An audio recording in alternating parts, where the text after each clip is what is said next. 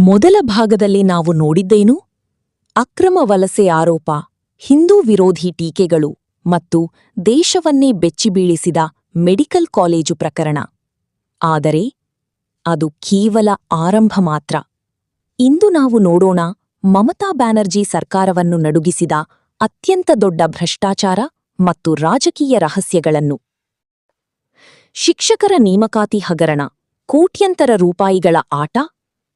ಪಶ್ಚಿಮ ಬಂಗಾಳದ ಅತ್ಯಂತ ದೊಡ್ಡ ರಾಜಕೀಯ ಸ್ಫೋಟಗಳಲ್ಲಿ ಒಂದು ಶಿಕ್ಷಕರ ನೇಮಕಾತಿ ಹಗರಣ.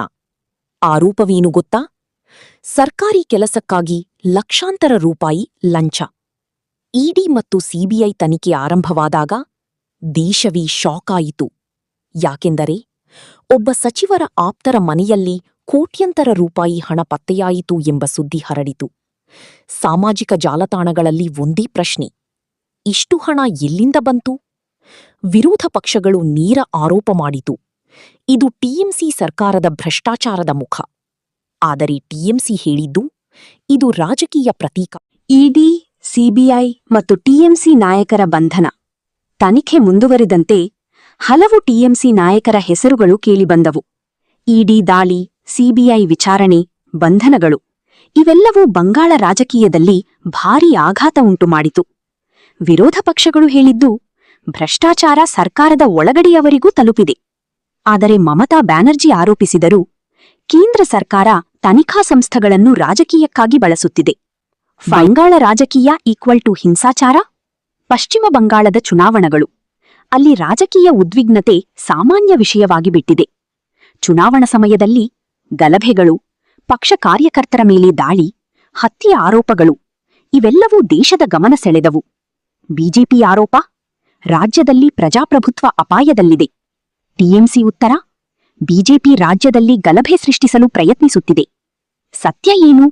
ಇದು ಇಂದಿಗೂ ದೊಡ್ಡ ರಾಜಕೀಯ ಚರ್ಚೆ. ಮಮತಾ ಬ್ಯಾನರ್ಜಿ ವಿರುದ್ಧ ಹೆಚ್ಚುತ್ತಿರುವ ಟೀಕೆ. ಇತ್ತೀಚಿನ ವರ್ಷಗಳಲ್ಲಿ ಮಹಿಳಾ ಸುರಕ್ಷತೆ ಪ್ರಶ್ನೆ, ಭ್ರಷ್ಟಾಚಾರ ಆರೋಪಗಳು, ಧಾರ್ಮಿಕ ರಾಜಕೀಯ ವಿವಾದಗಳು ಇವೆಲ್ಲವೂ ಮಮತಾ ಸರ್ಕಾರದ ವಿರುದ್ಧ ದೊಡ್ಡ ಆಕ್ರೋಶಕ್ಕೆ ಕಾರಣವಾಯಿತು. ಸಾಮಾಜಿಕ ಜಾಲತಾಣಗಳಲ್ಲಿ ಹಲವರು ಪ್ರಶ್ನೆ ಕೇಳುತ್ತಾರೆ: ಬಂಗಾಳ ನಿಜವಾಗಿಯೂ ಸುರಕ್ಷಿತವೇ? ಆದರೂ ಜನರು ಯಾಕೆ ಇನ್ನೂ ದೀದಿ ಜೊತೆ ಇದ್ದಾರೆ? ಇಷ್ಟು ವಿವಾದಗಳ ನಡುವೆಯೂ ಮಮತಾ ಬ್ಯಾನರ್ಜಿ ಇನ್ನೂ ದೊಡ್ಡ ಜನಬೆಂಬಲ ಹೊಂದಿದ್ದಾರೆ. ಯಾಕೆ? ಸರಳ ಜೀವನ ಶೈಲಿ, ಸಾಮಾನ್ಯ ಜನರ ಜೊತೆ ನೇರ ಸಂಪರ್ಕ, ಆಕ್ರಮಣಕಾರಿ ನಾಯಕತ್ವ, ಬಿಜೆಪಿ ವಿರುದ್ಧ ಬಲವಾದ ಮುಖ. ಅವರ ಬೆಂಬಲಿಗರು ಹೇಳುವುದು, ದೀದಿ ಬಡವರಿಗಾಗಿ ಹೋರಾಡುವ ನಾಯಕಿ. ಮಮತಾ ಬ್ಯಾನರ್ಜಿ ವಿರುದ್ಧದ ಅತೀ ದೊಡ್ಡ ರಹಸ್ಯಗಳು: ಭ್ರಷ್ಟಾಚಾರ, ಹಿಂಸಾಚಾರ ಮತ್ತು ರಾಜಕೀಯ ಶಾಕ್.